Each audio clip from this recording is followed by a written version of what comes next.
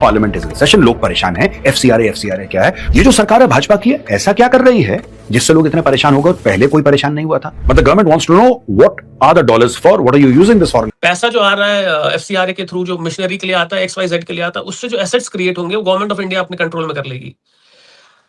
आप temporary operation करने आते हैं, आपने वहां पे कैश दिया, अपना ऑपरेशन ऑब्जेक्टिव अचीव किया और आप वापस चले गए। But when there is a larger goal in this picture, then you create उसमें इन्वेस्टमेंट करते हैं, आप इमूवेबल एसेट क्रिएट करते हैं। ये जो बिल आने जा रहा है एफसीआरए फॉरेन कंट्रीब्यूशन अमेंडमेंट मतलब पहले से एक बिल था, उस बिल के अंदर आप कुछ सुधार किए जा रहे हैं। अमेंडमेंट की स्थिति के साथ में बिल 2026 आ रहा है। आप देख सकते हैं नया प्रेशर गेम भारत के ऊपर बंधा हुआ दिख रहा है। जी हाँ, भारत को साफ साफ कहा गया है कि यदि एफसीआरए अमेंडमेंट पास हुआ तो इंडिया यूएस के टाइज में नई समस्याएं आने वाली हैं। एक प्रकार की धमकी दी जा रही है। पार्लियामेंट इज इन सेशन, लोग परेशान हैं। एफसीआरए क्या है? ये जो सरकार है भाजपा की है, ऐसा क्या कर रही है जिससे लोग इतने परेशान हो गए? पहले कोई परेशान नहीं हुआ था। But the government wants to know what are the dollars for, what are you using this foreign currency.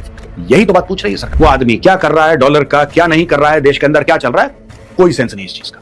करने दो बेटा, परमिशन तो मिल गई है, वो परमिशन आप चिपका दो दीवार में, फोटोकॉपी उसकी, और दंदनाते फिरो। अब ऐसा नहीं, अब सरकार पूछेगी कि आपको जो फंड्स आ रहे हैं क्यों आ रहे हैं। कुछ एनजीओज हैं जहां पे फॉरेन से पैसा आता है और बहुत अच्छा काम करते हैं, जो हम लोग बदल रहे हैं, ट्वीक कर रहे हैं, अमेंडमेंट कर रहे हैं, फाइन ट्यून कर रहे हैं। यूएस में पार्टीज हैं, वो थोड़ा सा परेशान हो रही है। तो यहां पे जो हो रहा है दोस्तों, बार बार जो हो रहा है ना, ये बाकी देश करते हैं, यही चीज करते हैं, because they want to control कि हमारे देश में हो क्या रहा है। ये जो सरकार है भाजपा की है, ऐसा क्या कर रही है जिससे लोग इतने परेशान हो गए? पहले कोई परेशान नहीं हुआ था, इस बार क्यों परेशान हो रहे हैं लोग? ये भी समझते हैं। ये देखिए साहब, ऐसा है कि एफसीआरए है, foreign contribution regulation act 2010 is an Indian law that regulates how individuals, NGOs, trust, societies and association receive and use foreign money. यानी कि विदेश से पैसा आया आपके पास।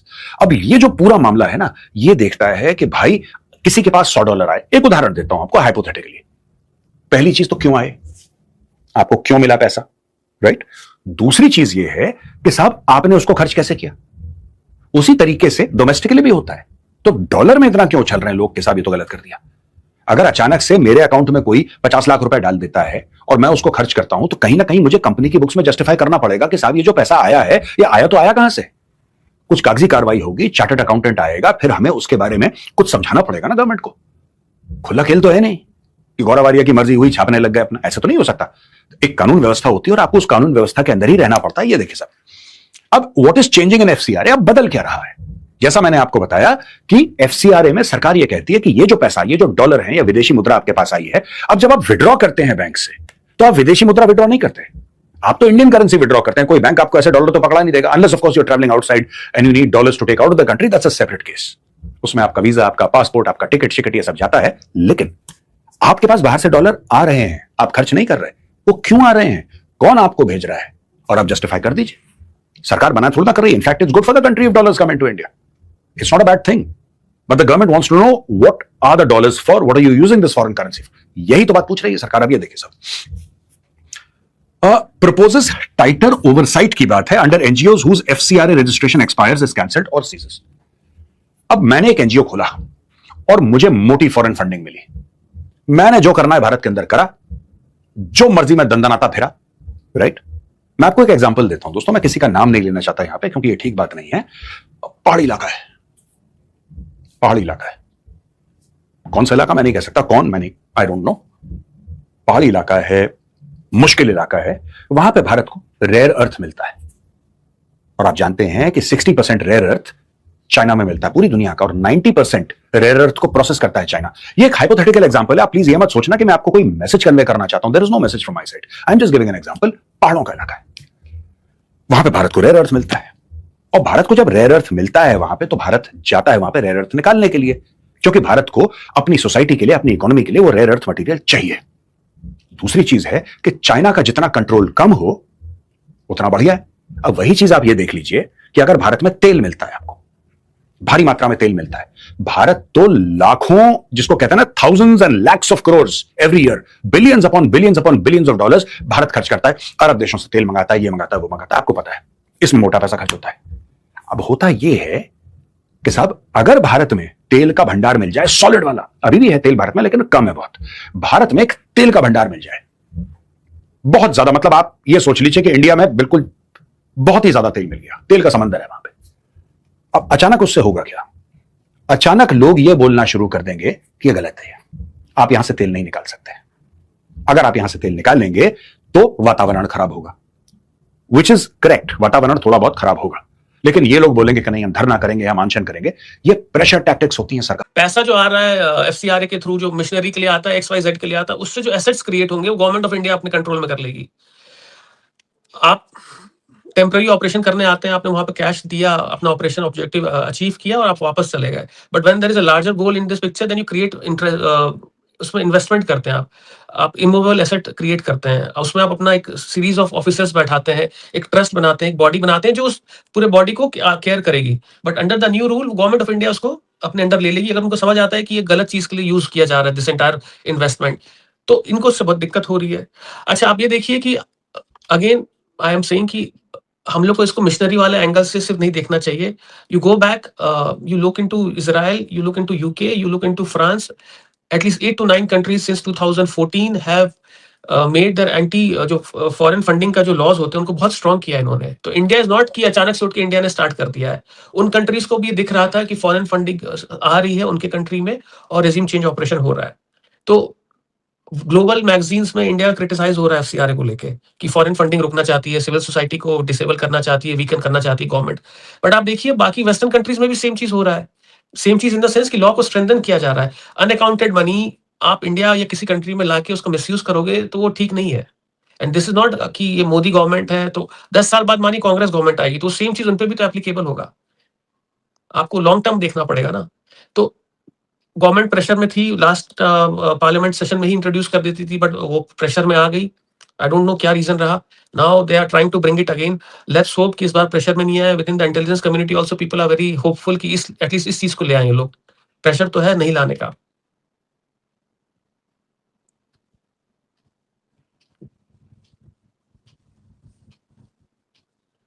आपकी आवाज Oh, sorry.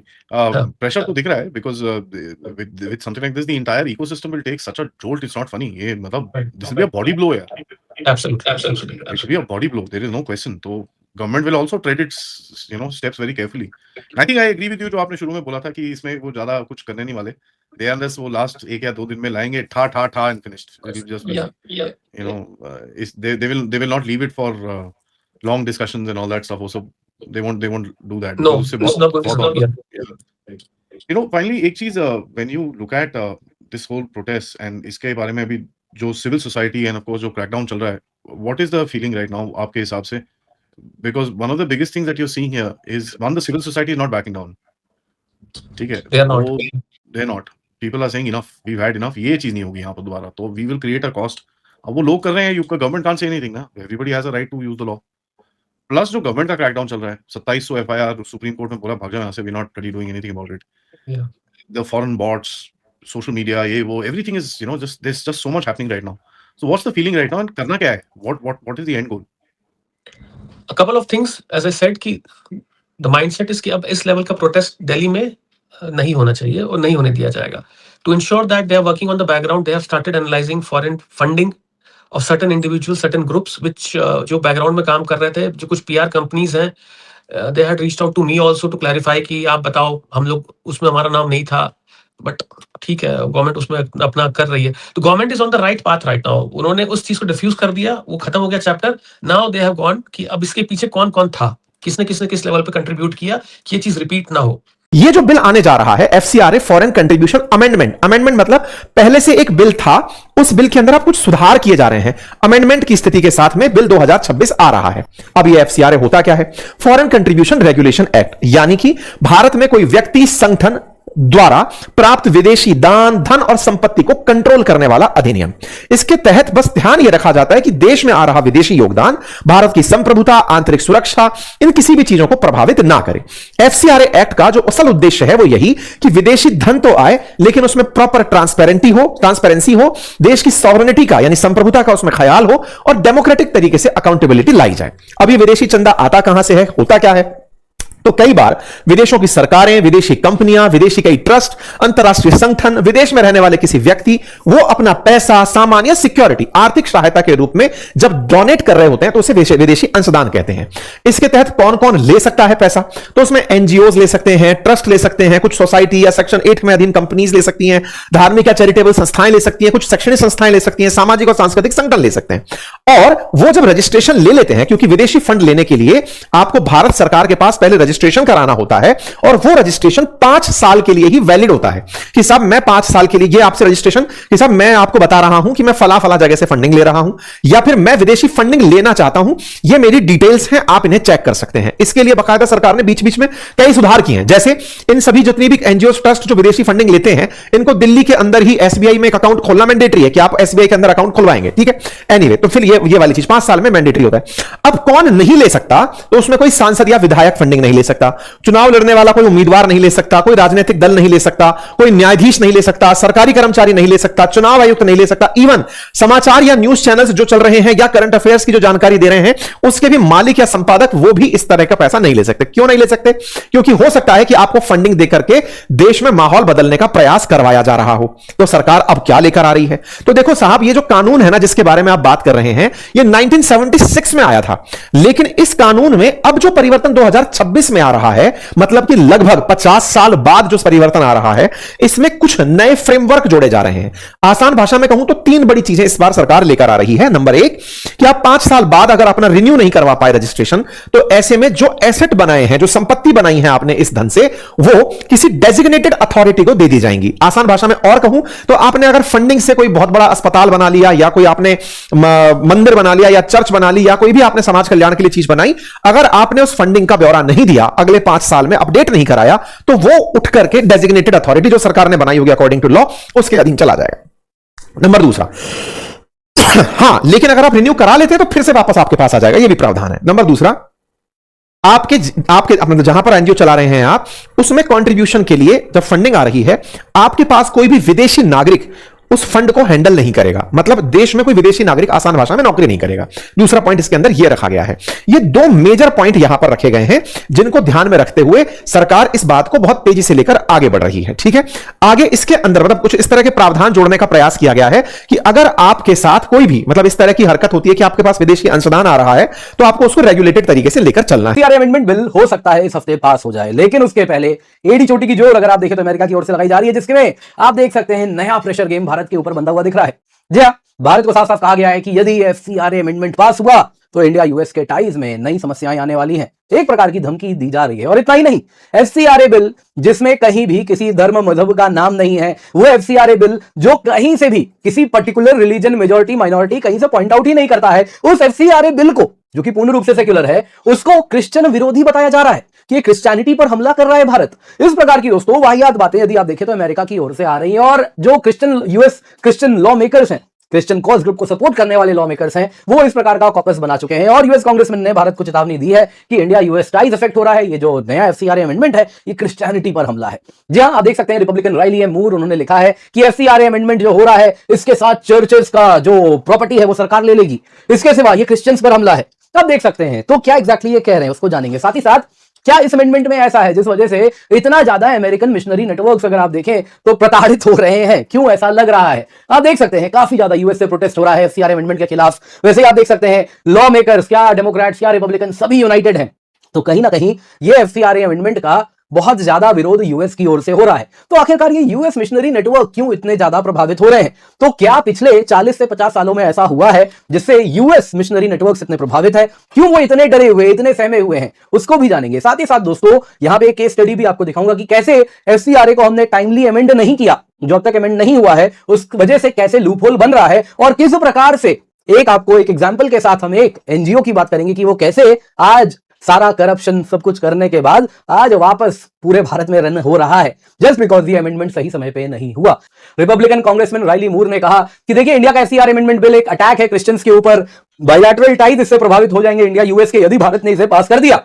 और अगर आप देखें तो ये कोऑर्डिनेटेड अटैक कंटिन्यूअसली हो रहा है। पिछले 5 महीनों में यूएस का कंटिन्यूअस प्रेशर कैंपेन भारत के ऊपर दिख रहा है। यूएस सेनेट के फॉरेन रिलेशंस कमेटी के चेयरमैन जिम रिश ने कहा कि देखिए जो इंडिया कर रहा है एफसीआरए अमेंडमेंट ये गलत है। उन्होंने अगर आप देखें तो secretary of state Marco Rubio को भी कहीं ना कहीं कहा जब आप भारत जा रहे हैं तो एफसीआरए अमेंडमेंट पर चर्चा कीजिएगा। मार्को रूबियो अगर आप देखें तो सबसे पहले भारत आते ही कहां पर लैंड हुए, कोलकाता गए, मदर टेरेसा की जो चैरिटी है उनसे मिलने गए। मदर टेरेसा की जो चैरिटी है ये वही चैरिटी है जिनका भी एफसीआरए कुछ समय के लिए सस्पेंड किया गया था, लेकिन बाद में बहुत ज्यादा इंटरनेशनल ह्यू एंड क्राई होता है, फिर रिस्टोर कर दिया जाता है। तो यहां पे दोस्तों जानने वाली बात है कि आखिरकार यूएस क्यों पैनिक कर रहा है, ग्लोबल मिशनरी नेटवर्क्स क्यों रैटल्ड है इस अमेंडमेंट से, क्या एग्जैक्टली यहां पे उसको हम जानेंगे। लेकिन सबसे पहले जरा जानते हैं राइली मूर ने क्या कहा है, जरा पढ़िए। यहां पे भारत में क्रिश्चियन सेंट थॉमस के समय से हैं और तब से मालाबार कोस्ट वो आए थे और लॉर्ड जीसस के रिजरेक्शन के बाद से हैं, यानी करीबन पिछले 2000 सालों से भारत में क्रिश्चियंस हैं।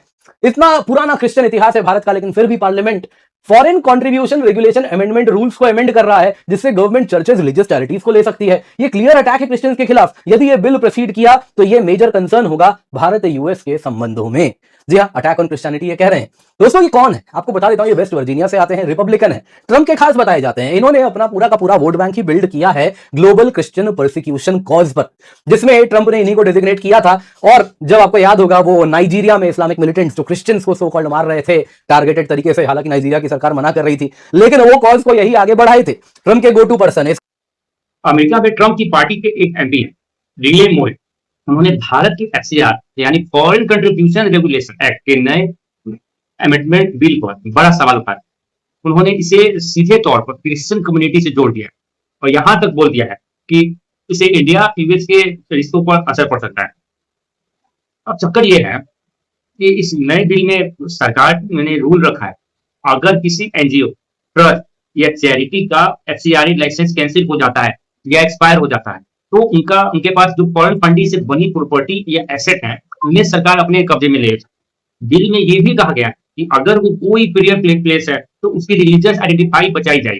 लेकिन अमेरिकन एमपी और कुछ क्रिश्चियन ग्रुप को लग रहा है कि इसे इंडिया में चर्चों और क्रिश्चियन इंस्टीट्यूशन की फंडिंग और प्रॉपर्टीज पर खतरा आ जाएगा। दूसरी तरफ इंडिया की तरफ से भी इस पर पलटवार आ गया है। बीएसपी जैसे संगठनों ने साफ कह दिया है कि ये कानून किसी धर्म पर हमला नहीं है, बल्कि उन लोगों पर लगाम लगाने के लिए है जो फॉरेन पैसों का इस्तेमाल एंटी इंडिया एक्टिविटी या इलीगल कन्वर्जेशन के लिए करते हैं। इंडिया की सीधी बात यह है कि देश की सिक्योरिटी या सॉवरेनिटी से कोई समझौता नहीं होगा। बाहर से आने वाले हर एक पैसे का हिसाब साफ होना चाहिए।